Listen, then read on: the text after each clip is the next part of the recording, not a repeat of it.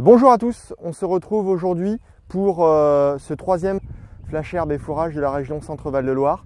Aujourd'hui, je vous propose de faire le point sur les récoltes, notamment de métailles, également sur la pousse de l'herbe, pour avoir quelques éléments significatifs.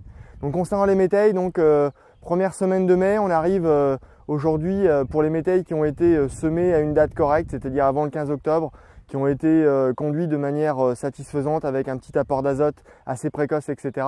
On arrive avec une date de récolte optimum, comme vous pouvez le voir autour de moi. Donc un métail qui aujourd'hui arrive quasiment à la hanche avec des plantes qui sont au stade optimum, des fleurs en pleine, des fleurs de vesse, des fleurs de févrole et une céréale comme l'avoine que l'on a ici, qui n'est pas encore épiée et donc qui a encore toute sa valeur alimentaire. Donc pour faire des récoltes précoces de métailles, souvent à destination d'élevage laitier, où on a un maximum de valeur alimentaire protéique, mais également de valeur alimentaire énergétique.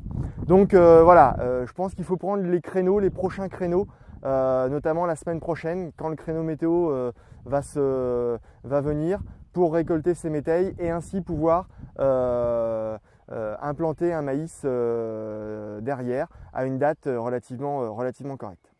Donc voilà, concernant les métailles, on est à la valeur alimentaire, au bon objectif de valeur alimentaire, de rendement et de date pour pouvoir implanter un maïs par la suite. Ensuite, concernant la pousse de l'herbe, avec les quelques pluies qui ont été très diverses sur la région Centre-Val de Loire et le retour de températures plus favorables, après on va dire 2 semaines de pousse assez médiocre, on va retrouver des conditions de pousse de l'herbe satisfaisantes dans la semaine qui suit. Je vous remercie et je vous dis à bientôt pour un prochain flash vidéo.